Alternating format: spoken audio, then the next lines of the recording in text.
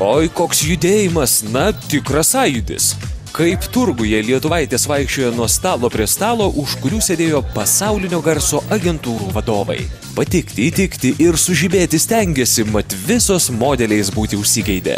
Kas čia per virusas pasklido, kad visos į tą negailestingą grožio pasaulį viena per kitą veržtis ėmė? Tai ko tikiesi iš konkurso?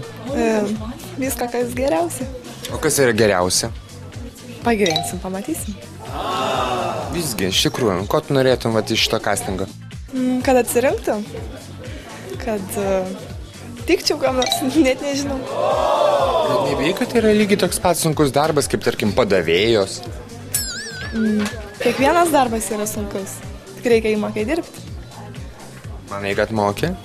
Manau, kad išmoksiu. Nežinau, gal kur nors pakeliausiu, padirbsiu. Aišku, žinoma, mokslas reikia pirmiausia veikti, bet galima pradėti jau dabar. Ką mokaisi? Ką mokaus, vidurinį dar. Jėzus Marija, tai tėvai infarktą gaus tave išleisdami į užsienį. Gal, sako, tik tai seik, gražėsi. Bet nemanai, kad modelio darbas iš tikrųjų yra labai sudėtingas, trukdantis mokslams, kartais merginas nuvedantis į klystkelius ir taip toliau, nemanai? Nu, viską pasitaiko, bet tai visas tas populiarumas, pinigai, tai atsiperka.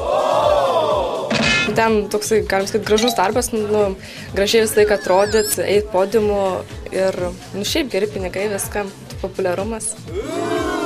Geri pinigai gali būti, tarkim, ir tapus teisininkė. Bet tai čia tas darbas toksai, sunkus yra, bet jisai, man patinka ne dėl to, kad ten gražiai atrodyt kiekvieną dieną, visą laiką būt pasipuošus, tiesiog pasitikėti savim taip labai. Ir tiek. Tai kiek laiko skiria savo išvaizdai? Per dieną?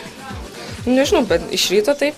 Jeigu kur nors eina į miestą, valandą gal daugiau, nežinau, net taip tiksliai, nematau niekas. Na va, į grožio industriją mergaitės veržėsi, o elementarių paskaičiavimų netliko. Bet kita vertus skaičiavimui juk reikalinga matematika, kuri merginoms, kaip ir visi kiti mokslai, apskritai nereikalinga. Girdėjote visi? Svarbiausia kelionės ir populiarumas. Kam čia dar galva kažkokiais pašaliniais dalykais kvaršinsi? Tik va smalsu, ar taip jau visoms ims ir pasiseks? Juk grožio duomenys dar keistis gali, mat mergytės tik mokyklinio amžiaus. Visada klausime, kokio ūgio tėveliai, žiūrime, kokio dydžio pėdos yra, nes pagal tai žiūrime, kad jos dar augs. Aišku, yra šalių, kurioms tinka ir žemesnis ūgis. Pavyzdžiui, Japonijoje pilnai eina mergaitės 1,70, dirba puikiai. Jeigu gero veido, gerų duomenų, jos gali dirbti. Aišku, norint tapti aukšto lygio modeliu, kuris daro visus šou, tai reikalingas ir ūgis. Na, bet žiūrėkit, Kate Moss, jinai nėra aukšta, jos yra 1,72 ūgis. Jėzau, žemesnė už mane. Jei stovėtų čia, o matote, žurnalas atrodo aukšta, taip? Devon yra tokia manekenė, Saša Pivovarova. Jos irgi 1,74, Devon iš viso yra labai žemutė, jinai yra Japonija ir Kinė, tai tiksliai nežinau. Bet jos yra top modeliai. Visi girdėjot? Žlugo mitas, kad modeliu tapti sudėtinga. Pasirodo, nieko sudėtingo. Net nereikia, kad kojos iš pažastų dyktų. Beje, o kaip ten su tais pinigais? Ta prasme, honorarais?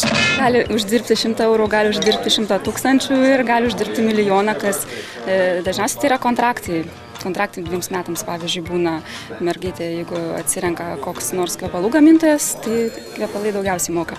Visiškai įvairiai, skirtingos algos. Kiek gali uždirbti? Nuo iki, tarkim, nesakykite konkrečiai kiek. Nuo iki, kiek? Jau taip ima daugiau nei prezidentas. Mėnesį alga. 15 000 litų? Nesakysiu. Pakankamai gerai, tikrai. Tas modeliai neskursta, teisingai suprantu. Jo, bet gal pradžioje būna sudėtingiau vis tiek. Bet šiaip tai ne. Aha, taip ir patikėsim, juk dabar visur krizė. Nejaugi ji grožio industrijos nepalietė. Bet kad sužinotume tikrą tiesą, ne lietuvaitės nusprendėme ištardyti, o patį Massimo Parisi. Jūs paklausite, o kas gi tas Massimo? O, brol, stambus modelių atrankos pasaulio kankorėžis. Tas pats, kuris mūsiškės į užsienius gabena. Na, ponė, tai kiek gali lietuviškas modelis uždirbti, taip sakant, podiumo laukus ardamas? From 100 till 100,000 euro. Nuo 100 iki 100 000 eurų. Modeliai tokie kaip Cameron Diaz gali per dieną uždirbti 100 000.